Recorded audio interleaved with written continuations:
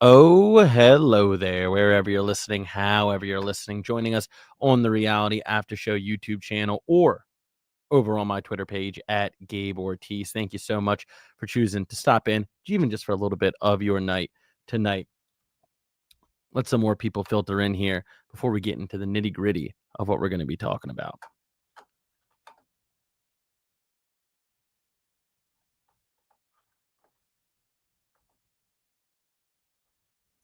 Thank you so much, Daryl. We always appreciate your continued support. What works great is that we get great players like Gabe from the new era. Thank you so much. Gabe, you the man. Love catching you. But this is my first live. Oh, well, welcome to the live. Really appreciate you being here. All right. Let's get into a little bit of this here. So I want to talk about what actually works with the new era, right? Because it's for many people the worst thing that's ever happened to their favorite show of all time being Survivor. And I just don't buy into the fact that it's all bad. Before we get really deep, let me do something about these lights real quick.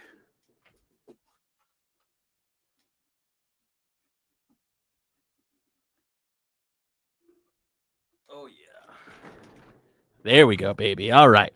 So getting into a little bit of this new era talk here. I don't buy into the idea that it's all bad. And being somebody who actually participated in a new era season of Survivor, I think there's a lot of stuff that actually helps not just the game but the show. And I'm going to get into some of this here. And here's how I want to really start the conversation, because there's a lot of bad that comes with the new era. There's a lot of stuff that has made the show actively worse, that has made the flow of the game actively worse. I don't want people to think that I'm just a new era shill right now because I played there and blah blah blah blah blah. No, I'll start off here talking about the things that the new era does that I actually really don't like. So I'll say right off the bat, I think that the marriage to 3 tribes of 6 people each is no good. I don't mind having a season, not even every now and then. If you want to have most seasons, maybe not most, but have some seasons that are 3 tribes, 6 people, I have no inherent issue with that. The problem is when you are doing it constantly, when you are constantly having the same format for how the tribes are divided, it leads to so many disaster tribes. And I don't think that's very fun to watch. I don't think it's fun to watch one group of 6 get whittled down and also absorb all of the screen time over the course of the season. Like if that's how you want to run things, you're not predetermining, but you are giving the people who survive that disaster tribe a huge boost in screen time, a huge boost in personality, a huge boost in lore, for lack of a better term. And I think that that is something that really hurts the show in the long run and really hurts these seasons a lot. I mean, when you're going through casting, you assume that all 18 people that get casted are people that are worthy of being the star of a season of Survivor. And that's not totally true, if we're being completely honest. You probably have about 6 to 7 people, a little less than half of the cast, that production truly sees as people that could break out and be stars and leap off the TV. But the issue when you have this same exact format every time of 3 tribes, 6 people, and oftentimes getting a disaster tribe from it, it's this issue of having too heavy of an edit early in the season for a very small group of people, where a lot of other potentially great characters get left by the wayside. And we don't need to run through examples of this. I think everybody knows. I mean, it's damn near every single new era season we get one of these. And I don't think that's very fun to watch. I just don't. I want to see more from more people, particularly early in the season when you're laying the groundwork, the foundation of what this season and what this cast of people is going to be. And it's like, all right, maybe I don't need to see that much Q early in the season. Maybe I don't need to see that much Carson early in the season. And that's no disrespect to those individual players. You can plug and play with any disaster tribe survivors that you want, that actually make it through, literal survivors of a disaster tribe that make it through and find their way into the merge. And I'm maybe not very good friends, but me and Q are super cool. I've hung out with him. I've been to his house. He's a great guy. I don't want anybody to think that was a direct shot at my guy. Plug and play with anybody you want from a disaster tribe. But the issue that I'm trying to get at here, the core of the issue that I'm trying to get at here, is this idea of we see the entire season through the perspective of very few players when you have a disaster tribe. And I think that mixing it up every once in a while by going to 2 tribes or having more than 18 people on a cast every once in a while would mix things up a little bit, so that when we do get a disaster tribe, or when we do have a season of 3 tribes with 6 people each, we can appreciate it a little bit more, right? If we got a disaster tribe once every 6 seasons, when it happens, it would be really great to watch. And the folks that make it out of that disaster tribe would become these folk heroes that would be really interesting to go on this ride of Survivor with as fans. And more importantly, it would make being a survivor of a disaster tribe more meaningful because it's not happening all the time. So I think that you can actually get away with not just doing the format of 3 tribes, 6 people, but also having a disaster tribe. I think you can get away with that and actually have it be a pretty cool aspect of the game if it's just not happening every single season. And the new era seems to want that to happen every single season. And it's kind of this corner cut from my perspective. It's a corner cut to making stars on the show. And I don't know if production is cognizant of that when they're doing this, because obviously you can't plan for a disaster tribe. You can make it really hard on the tribe that loses an immunity challenge, which is what they do now by obviously not giving them a reward and also taking away their Flynn. Although losing your Flynn is not the biggest deal in the world if you know what you're doing out there. But I often wonder if production wants disaster tribes to happen, because then you're guaranteed to get these fan favorite players, because all of the time spent in the pre-merge is consumed by these 3 or 2 people that make it out. Q-Tip Kenzie, Mary, Say, Cedric, Caleb, and Emily. Like, I mean, this is a story that's as old as time now. 47, we didn't have a disaster tribe. And I think we were better off for it. I think that a lot of audience members who are watching 47 were able to actually have favorites across the spectrum of season 47 in the pre-merge, because you got to see a little bit of Gata in the beginning, and then you got to see a little bit of Tuku, and then you got to see a whole lot of Lavo, and then you went back to Gata at the end. And then when we hit our mergatory split, you got to see a Tuku tribal again. And I think that those things make it more fun to watch for the audience, because you are seeing this game and season of Survivor play out through many different perspectives on many different tribes, and you can kind of pick and choose your favorites and your least favorites from all 3. You're not just stuck on the ride with this one group of people that's slowly getting smaller and smaller, and you have 1 or 2 people you can pick as your favorite. You have 1 or 2 people you can pick that you don't like, and odds are the people you don't like probably aren't going to be in the game much longer. I don't think that's a good format for a fun viewing experience for a show like Survivor. And I think the way you cure that is by occasionally having bigger casts and occasionally having 2 tribe seasons. And I know that this isn't a hot take, but before we get into the things that I like about the new season, I want to be clear that I'm not just shilling for the new era when I get into the stuff I like. There are things that are not good for the show that the new era has introduced and that they don't seem to be moving off of anytime soon. I think the single biggest offender is what I just talked about. 3 tribes, 6 people each, too many disaster tribes, not enough time spent on the totality of the cast when you're building the foundation of the personalities that are going to guide us through the season. You get stuck on one tribe for too long, and it's frankly not very fun to watch, particularly if you're somebody who doesn't really like any of the people or isn't really intrigued in any of the people that happen to fall on this disaster tribe that we're spending 40 plus minutes with every single episode of the pre-merge. And then by the time you get to the merge, there are people you don't even know. A lot of people are like, who's Charity in 48? And that's no disrespect to Charity. She's a wonderful person, but it's like she got no screen time because her tribe was never going to tribal. Chrissy, who's Chrissy? She got 1.5 episodes of being a meaningful character. And again, that's not a jab against Chrissy. I've met her multiple times. I think she's a wonderful person. And I think she deserved more screen time. And I think the screen time that she did get was awesome, but we didn't get to see it because Mary, Say, and Cedric are going to tribal every single episode for the first 5 weeks of the show. I don't think that's great TV. And I think it's something that can be easily cured by things that they did in the past and were very comfortable doing in the past. I think something that a lot of people harp on when it comes to the new era that they don't like are the twists, right? Too many twists. All these twists, it makes the game uninteresting. And I'm going to be honest, I don't hate the twists because I think what's happening, and there are twists that I don't like specifically, but I don't hate the idea of like, let's keep throwing stuff out there because some of it is bound to work. Some of it is bound to be cool. I was not a big proponent of the shot in the dark when the new era first started. Obviously, in our season, we gave it all away, right?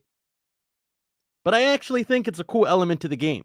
Yeah, it makes everything have to be a blindside, but when it actually hits, I think it's interesting. And I also think there's a lot of very cool things you can do with the shot in the dark that people haven't really explored yet.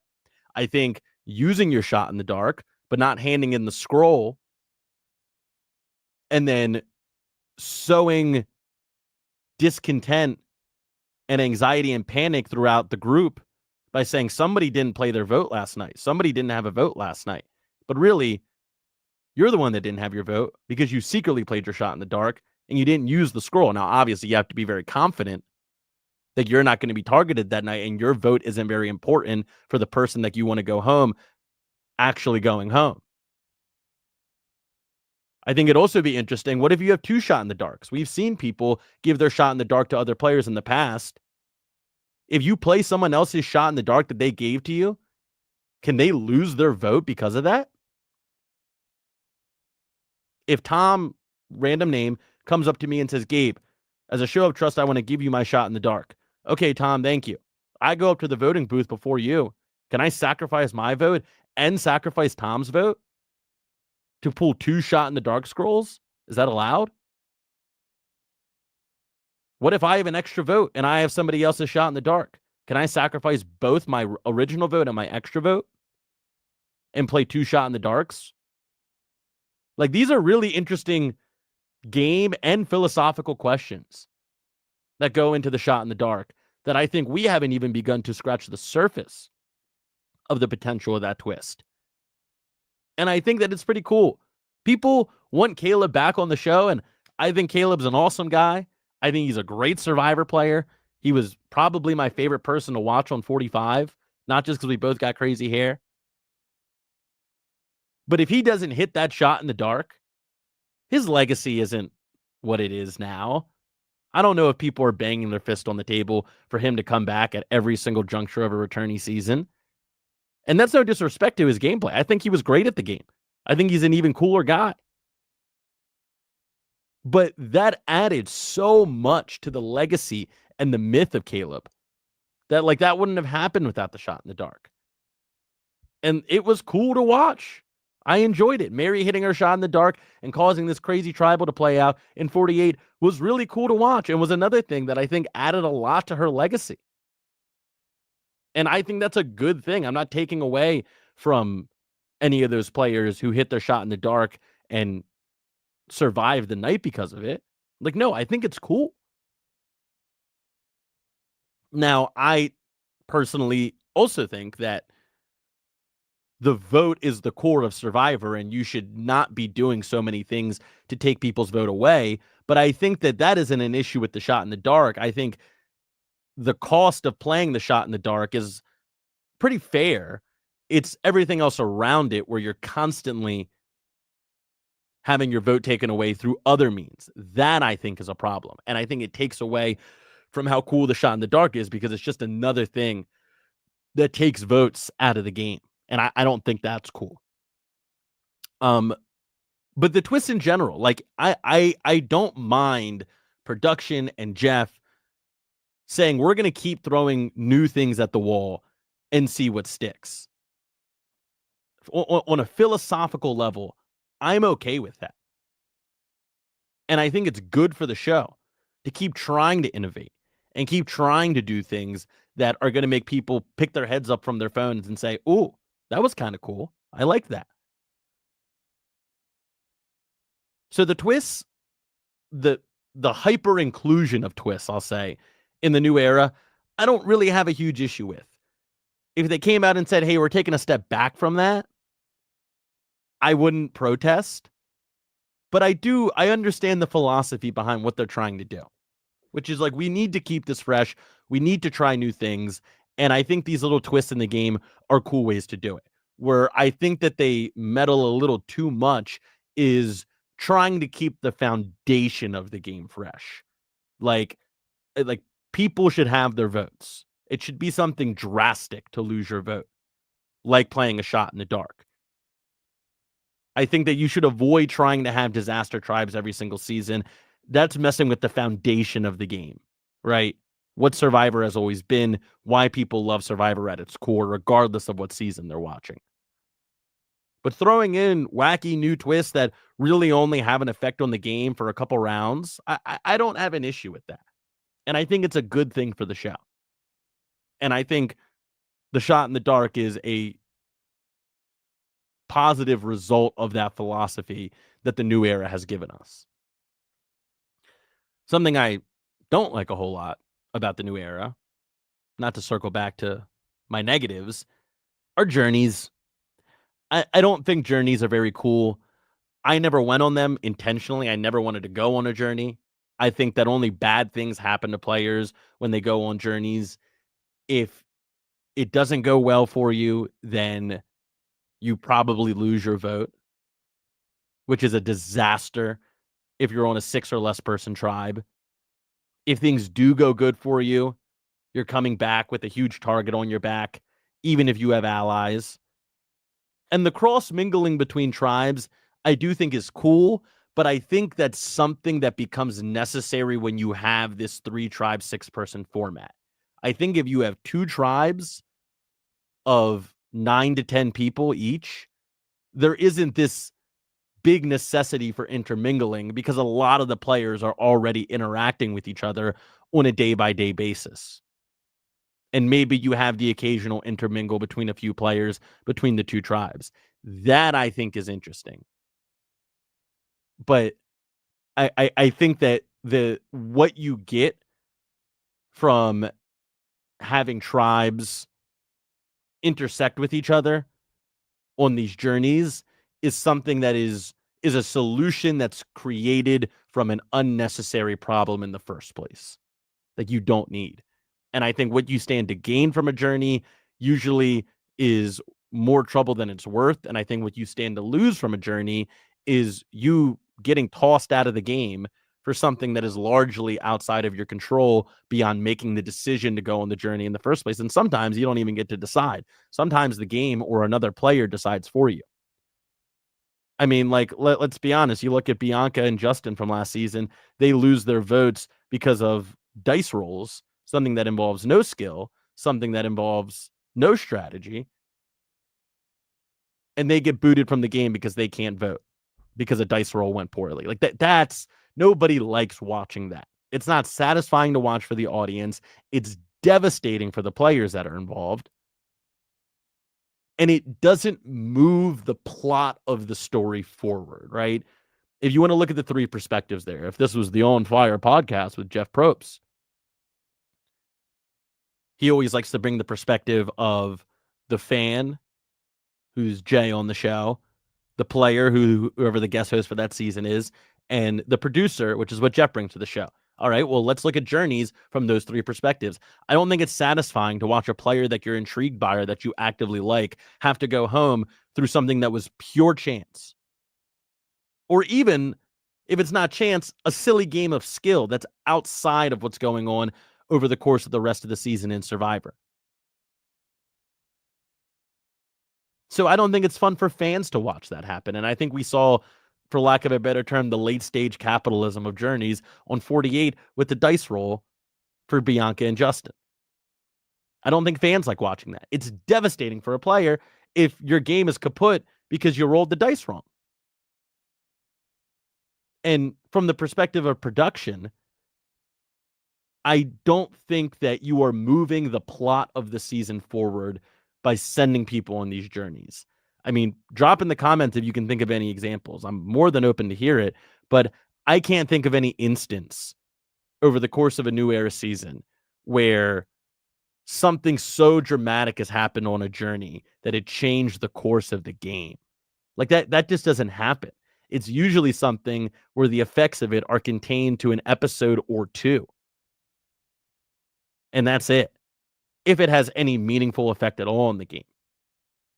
It's this concept that they've come up with, and I don't think that they're quite ready to let it go. I don't think they're ready to admit kind of, this didn't work out the way we thought it was and move on. I don't think that that's going to happen. Denver here saying 41 and 42 with the hourglass. Yeah, right. That had a huge effect on the game, and they ditched it and they got rid of it. So like they almost dove too deep into journeys and gave them too much power that now they've gotten all scared from the hourglass and they've taken these steps back. And now journeys are relatively meaningless. The effect of a journey usually doesn't extend past a season or two, or excuse me, outside an episode or two. So I'm out on journeys. Shannon Liana laying the seeds for their alliance. Yeah, that's not a bad shout. But I also don't think that journeys are the only way that you can do something like that. You can intermingle tribes together without having journeys, like the Survivor Social Hour, which we saw on season 47, which I don't think was a bad idea.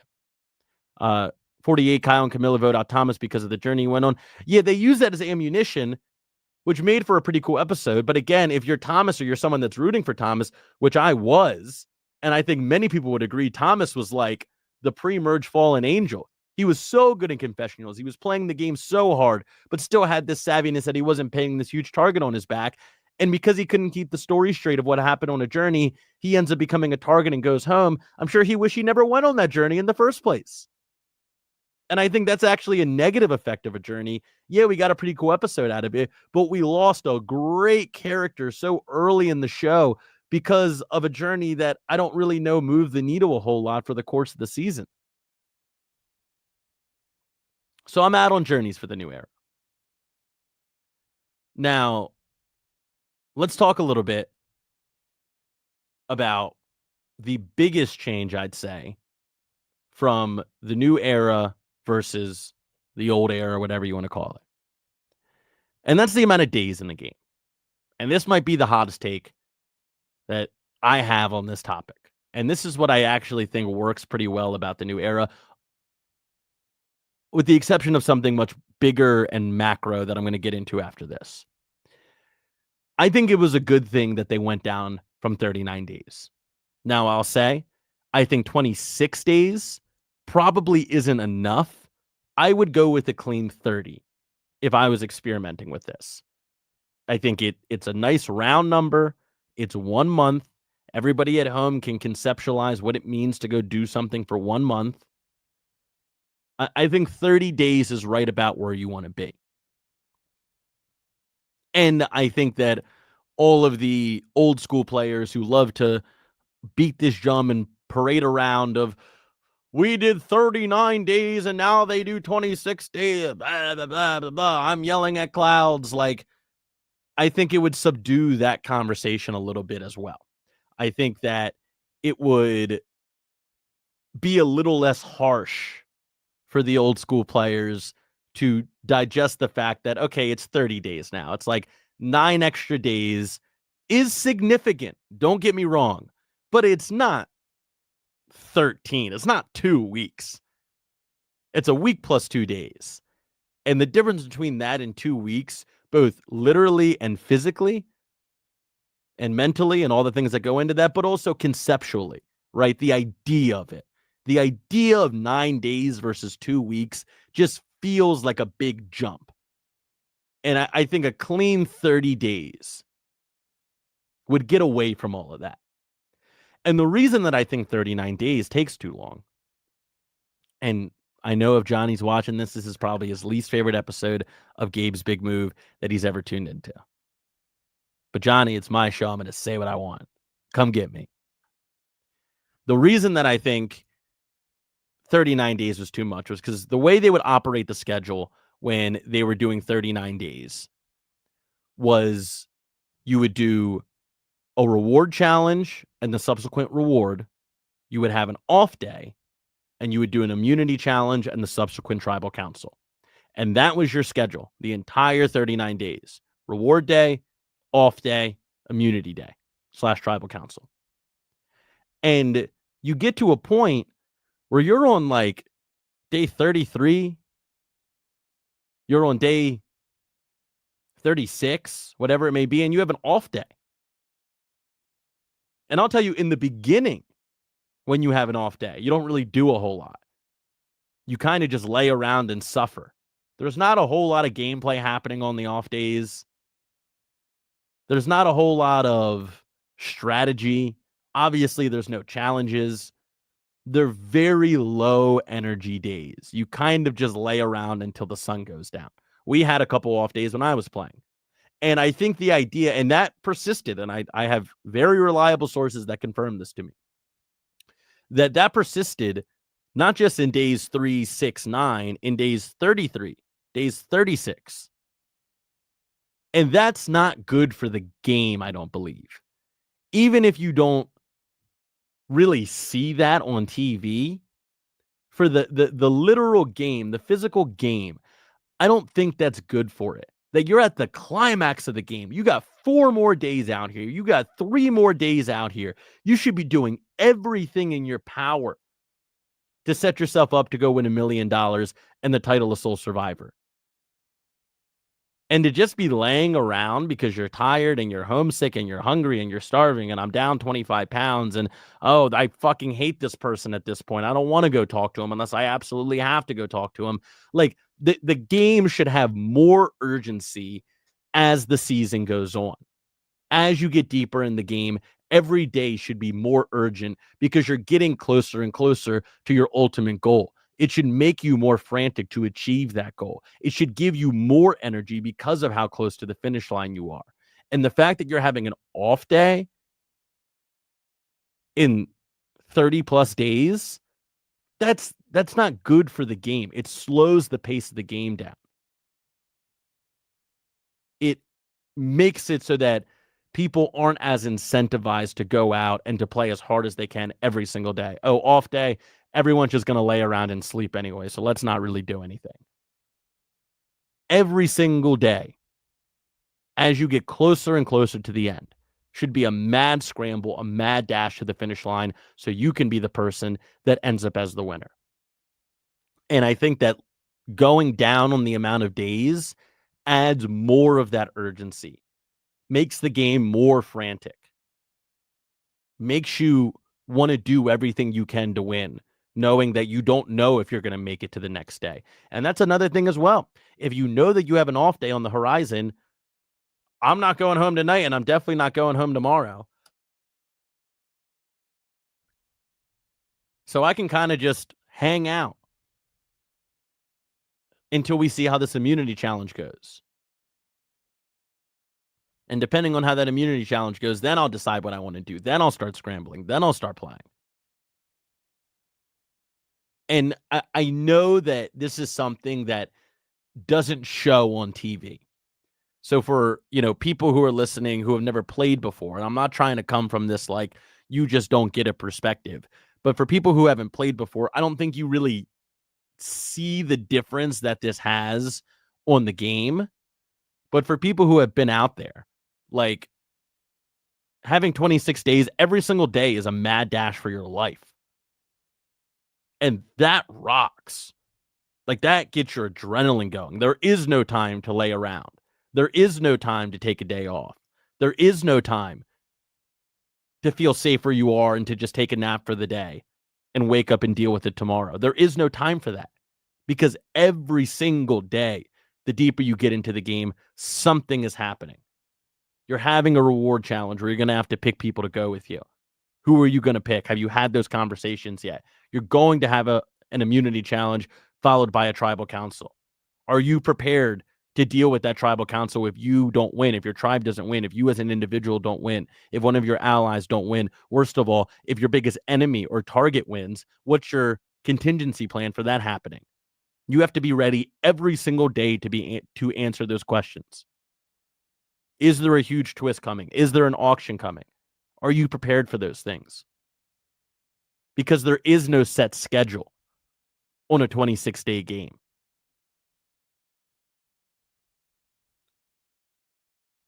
And that means something. That adds to the game. That adds to the urgency. That adds to the adrenaline. That adds to the drama. And that adds to the suspense of the game when every single day you don't know what's going to happen. And when they were on 39 days, everybody knew what was going to happen every single day because it was the same set schedule. And one of those things happening was nothing, was an off day where nothing happens. And I don't think that's good for the urgency of the game. I don't think it's good for the players. I don't think it's good for the product. So that's something that I think the new era has added that is actually quite good.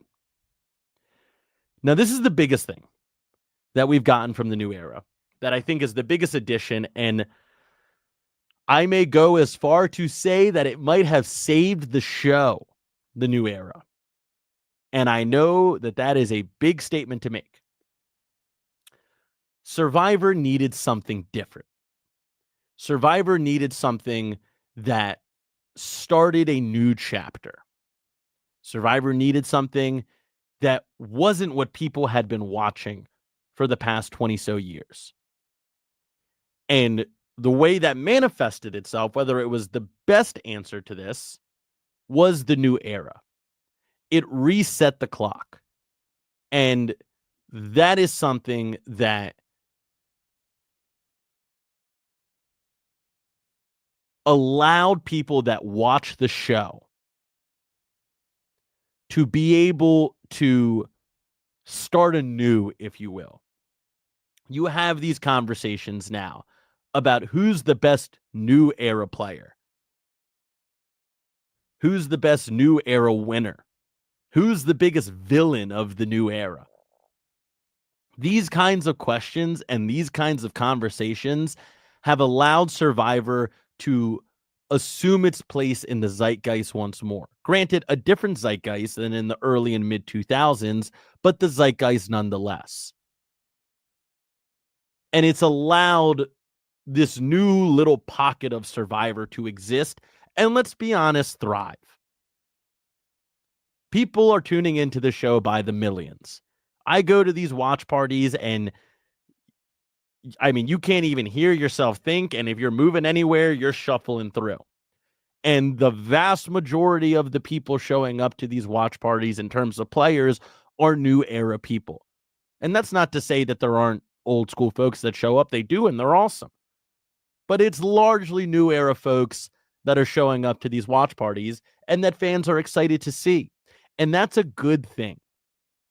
That is something that gave Survivor a little jolt of energy again, of we're starting fresh. You get all the fans out there, you get to pick new favorites from a brand new slate of people.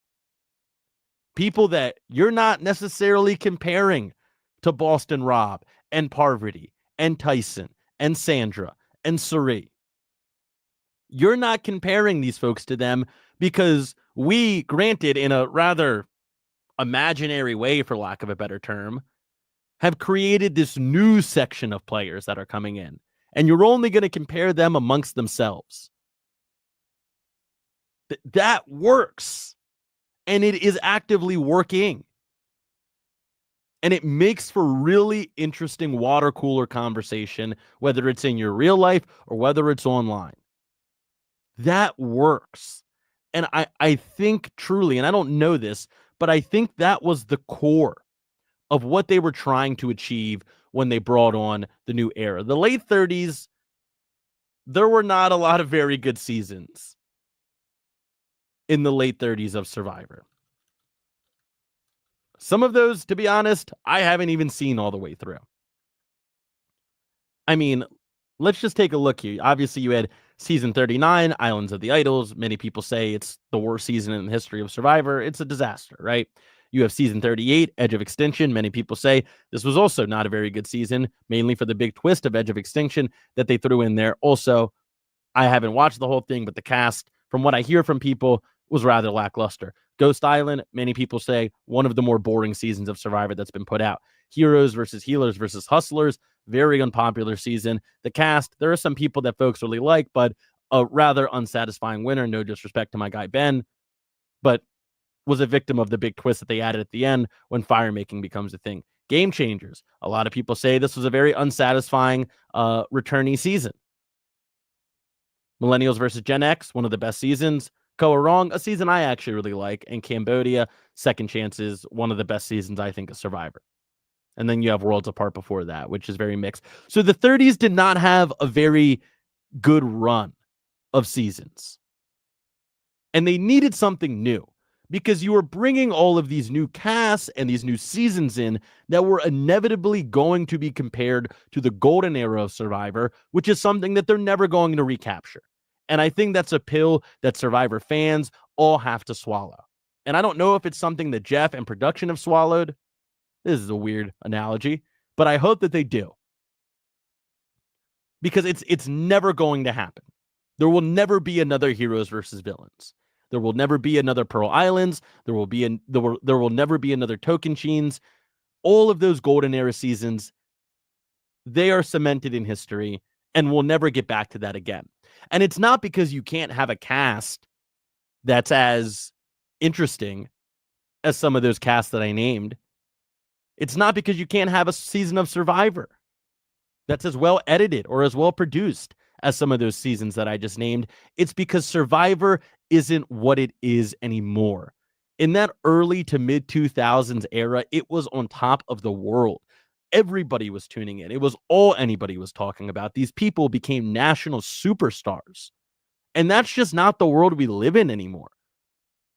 You can become a superstar within this reality TV community, but you're not going to be on the cover of People magazine. You're not going to be on late night talk shows because you were an all-time great Survivor player and character. Like, that world just doesn't exist anymore. And so I think that when you bring in the new era, whether they realize it or not, it's a bit of a concession to that fact of like, look, this time of Survivor, this run of Survivor is over. We're never getting back to that anymore. So we need to evolve and become something different. And that's what the new era is. It is an evolution that was necessary for the show to continue to thrive and grow within the niche that it exists in. And that's important to say, like, look, we're not really branching out much further. We're not going to be much bigger than this reality TV niche that we're in anymore. We're not a national powerhouse. Now, they can still get great ratings. Tons of people still watch Survivor. Don't get me wrong. But they're not taking over the pop culture zeitgeist like they were. Even the popular folks, the D's, the Jessies, the Carolyns, they're not really spreading their wings beyond the reality TV community and being on other reality TV shows.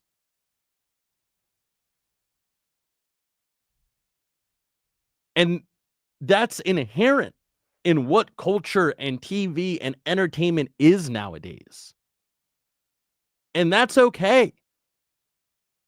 And if you're going to acknowledge that, then you need to change something and say, you know what? That era's over. And we're starting again with something new. We're starting again with something that's going to kind of restart what we are. And we're going to build up a new cast of characters that are going to be emblematic of this new start. And I think that's pretty cool. And not only do I think it's cool, I think it's smart. I think that every season that they were to make that wasn't part of the new era was always, of course, going to be feverishly compared to the golden era of Survivor. And it would constantly fail to reach those marks. And I think you need to say we're not comparing anymore. We're just moving on to something different. And that's what the new era did for Survivor. And that's why I think, in a lot of ways, it saved Survivor because it allowed it to no longer be held down by the weight of its history. And it was being held down by the weight of its history for quite a while. And to be able to move on from that is something that was needed for the show to evolve and become something new and become something that people were excited to talk about again. I don't think people were very excited to talk about Survivor pre-new era in the few years leading up to it. I think once you introduce this new era thing, even if people are talking about how much they don't like it, which is taking up a lot of air in the room, particularly when they first did it, you're still talking about it.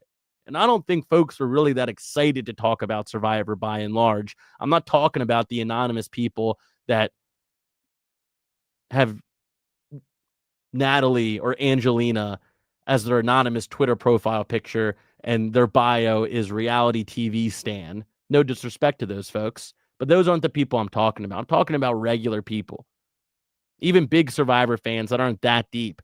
I don't know how excited folks were to talk about Survivor going into that run of the 30 seasons. The 30s seasons, I mean. And when you bring in the new era, it gave people something to talk about again. It gave people new comparisons to make. It gave people an idea of returning the page into something new. Let's see what this is going to be. And I think that's a good decision. I think that helps the show. I think it's actively helping the show.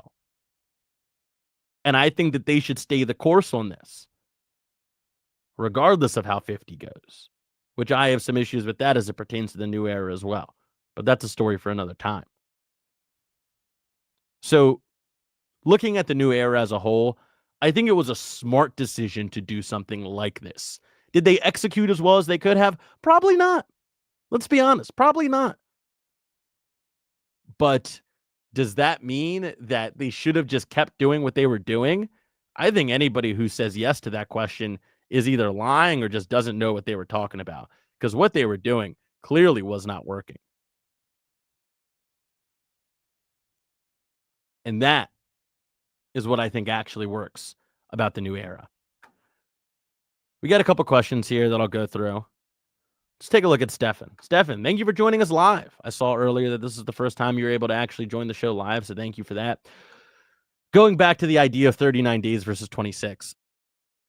But what about the element of suffering, which is core to the game of Survivor? I feel like any shorter and it loses integrity. Brother, I was out there for, 18 days? I suffered. I'll tell you that. Maybe not as much as some other people have on the show in the past. I suffered.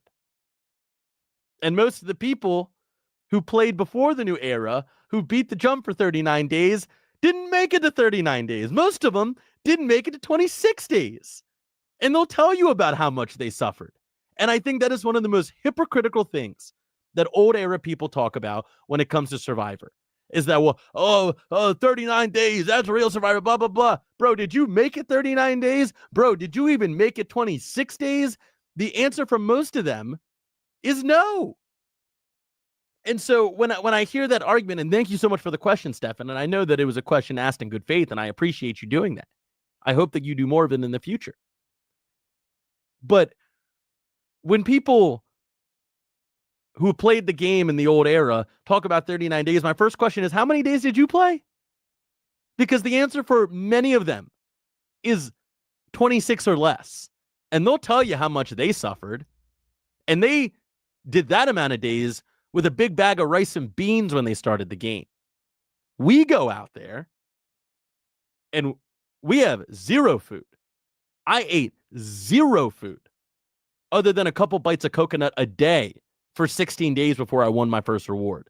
Zero food, no rice, no beans, none of that for 16 days. So, like, yeah, I suffered.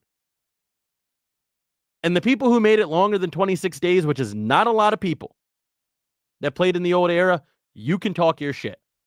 And I'll sit here and I'll listen. You can talk your shit. But if you didn't make it past that 26-day mark, I don't want to hear about 39 days because you don't even know what that means. And you did the same amount of time or less than we did, and you did it with a big bag of rice, with a big bag of beans. We didn't get that. We sure as hell didn't get that. So that's where I look at when it comes to the element of suffering. You want to talk about suffering? Oh, I suffered all right. Everybody who played that game suffered. And we didn't need 39 days to do it. And the old era players who want to talk about the integrity or the suffering that goes into 39 days, how long did you make it? Because the answer is probably less than 26. I know that's for damn sure. All right, I'll tell you what, folks. I'm running over time a little bit here. There are a couple more questions that I wanted to get to, but this is not the last time that we're going to be talking about this topic. I'm sure it will. Maybe I'll get Johnny on here. We can do a little debate. I think that would be fun. Me and the CEO of the Reality After Show Network going at it. I think that would be fun. Want to thank all the folks in the comments, as always. Stefan, who we just talked to. Daryl, who's always here. W455 up. I think that's supposed to be what's up. What's up? What's up with you? Denver, we had a comment from him up earlier talking about Jesse being the last cutthroat. I think there's some debate there for that. You ever heard of Genevieve? But thank you guys for being in the comments, being active there. And thank you so much, everybody, tuning in. Whether you're on YouTube on the Reality After Show, make sure you subscribe. Make sure you like the video. It helps with the algorithm. If you want to see me do more cool stuff, help get my name out there, help get my voice out there. And thank you to everybody who's tuning in on Twitter, at Gabe Ortiz. If you want to come check out the live stream on Twitter, see all my tweets as the season goes on for Survivor 49, for the Baltimore Ravens season that's going to be starting soon, and for all the other cool stuff that I'm up to outside of Survivor. Got a really cool announcement on Friday that I'm excited to talk about that has pretty much nothing to do with Survivor. Got to do with all the cool stuff I do here with NPR in Baltimore. So stay tuned for that. Follow me on Twitter at Gabe Ortiz to stay up to date with those things. Follow me on Instagram at Gabe Ortiz on Instagram to stay up to date with all the cool stuff I'm doing over there as well. Bryson Wen talking about coming to Baltimore for season 49 for a watch party. I am lobbying hard for that. They just put up a post on their Instagram asking folks, do they want to go to Denver? Boo. Kansas City? Boo. Or Baltimore? Go comment on that post. Tell them you want to bring Bryson Wen right here to Baltimore, and we're going to make it happen. Thank you so much, folks. That's going to do it for me today. Really appreciate you. We'll be back next week. Same time, same place.